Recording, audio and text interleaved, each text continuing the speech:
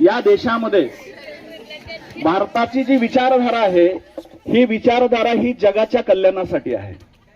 आपल्या देशामध्ये साधू संतांनी, राष्ट्रीय पुरुषांनी जो विचार या देशामध्ये मांडला तो नुसत्या समाजापुरता, तिथपुरता, त्या विभागापुरता सीमित न राहता संपूर्ण देशामध्ये आणि विश्वाला सुद्धा दिशा देणारा विचार ठरलेला आहे। असे कितीतरी आपल्याला उदाहरणं देता येतील, कारण महाराष्ट्र ही संतांची भूमी आहे। डॉक्टर बाबासाहेब आंबेडकर कुठे जन्मले? महाराष्ट्रामध्ये। सावित्रीबाई फुले कुठे जन्मल्या? महाराष्ट्रामध्ये। आणि छत्रपती शिवाजी महाराज महाराष्ट्रामध्ये, अहिल्याबाई होळकर महाराष्ट्रातल्या, बरं का। डॉक्टर बाबासाहेब आंबेडकर पण इथले। पण तुम्ही बघा, नुसत्या भारतातच नाही तर अमेरिकेसारख्या राष्ट्रांमध्ये सुद्धा त्यांचे पुतळे उभा केले जातात। हे महाराष्ट्राचे विचार आहेत। म्हणून महाराष्ट्रामध्ये जो विचार पेरला जातो तो लोककल्याणाचा विचार पेरला जातो। असाच एक विचार आदरणीय बिंदू माधव जोशींनी या महाराष्ट्रात पुणे येथे राहत असताना त्या ठिकाणी त्यांना एक विचार सुचला की स्वातंत्र्य आपल्याला मिळालं, पण नेमकं काय मिळालं? स्वातंत्र्य म्हणतो आपण, नेमकं काय मिळालं?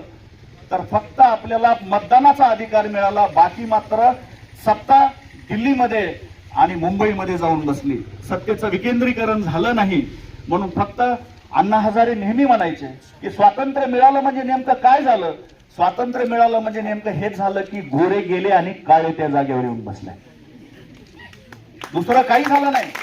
पण खऱ्या अर्थानं जर लोकांना, या देशातल्या नागरिकांना त्यांचा न्याय आणि हक्क जर मिळवून द्यायचा असेल तर सत्तेचं विकेंद्रीकरण झालं पाहिजे आणि त्यांना न्याय देणारे कायदे या देशामध्ये झाले पाहिजे, तरच उपयोग आहे ना। जर कायद्यातच तरतूद नाही तर तुम्हाला न्याय कसा मिळणार? न्याय मिळणार नाही। आणि तसे कायदे या देशामध्ये दुर्दैवानं सांगावं वाटतं की असे कायदे फक्त चळवळीतूनच निर्माण झाले। मी तुम्हाला असे कितीतरी कायदे सांगेन। माहितीचा अधिकार हा कायदा चळवळीच्या माध्यमातून उभा राहिला, दफ्तर दिरंगाईचा कायदा चळवळीतून उभा राहिला। अशा परिस्थितीमध्ये ज्यावेळेस आदरणीय बिंदू माधव जोशींनी पाहिलं की त्यावेळेस भांडवलदारांनी आणि सत्ता ज्यांच्या हातामध्ये आहे अशा लोकांनी धान्याचे साठे करून ठेवले आणि गोरगरीब लोकांचं शोषण, अन्नधान्य वाचून शोषण सुरू केलं। ते आदरणीय बिंदू माधव जोशींना पाहवलं नाही। त्यांनी सांगितलं जर ग्राहकांसाठी अमेरिकेमध्ये जर कायदा होत असेल तर माझ्या भारतामध्ये का कायदा होत नाही? हे आग्रह त्यांनी धरला आणि या देशातल्या नागरिकांसाठी तो कायदा आला पाहिजे आणि त्यांना हक्क मिळाले पाहिजेत, त्यांची न्याय व्यवस्था या देशामध्ये उभी राहिली पाहिजे, हा विचार तिथं पेरला गेला। मगाशी जे मी म्हणलो की नाही, हजारो वर्षाची जर तुम्हाला सोय करायची असेल तर विचार पेरावे लागतात। डॉक्टर बाबासाहेब आंबेडकरांनी विचार पेरला, आजही आपल्याला प्रेरणादायी आहेत, आज बी आपल्याला ते तारणार आहेत। महात्मा ज्योतिबा फुलेंनी काय दिलं आपल्याला? काय तुमच्या नावानं काय सातबारा ठेवले का? नाही, विचार पेरला, विचार दिला। म्हणून विचार हा जगाचा सम्राट आहे, विचार हाच जगाचा सम्राट आहे। म्हणून विचार बदला, परिस्थिती बदले, बरोबर आहे। विचार बदला, परिस्थिती बदले। आणि हे विचार बदलण्यासाठी आदरणीय बिंदू माधव जोशींनी विचार केला आणि समविचारी लोकांचं संघटन या ठिकाणी उभा केलं आणि अखिल भारतीय ग्राहक पंचायतची स्थापना पुणे येथून 7 सप्टेंबर 1974 ला पुणे येथून सुरू केली। विचार करा, स्वातंत्र्य 47 ला मिळालंय, अखिल भारतीय ग्राहक पंचायतची स्थापना झाली 74 ला।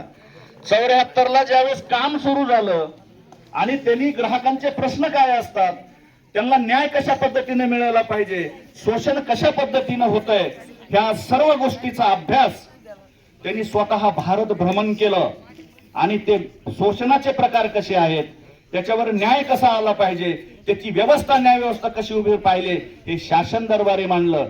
एकही पार्लमेंटच्या सभासदांनी ग्राहक संरक्षण कायद्याचा मसुदा केलेला नाही, कुठल्याही तज्ञानं केलेला नाही।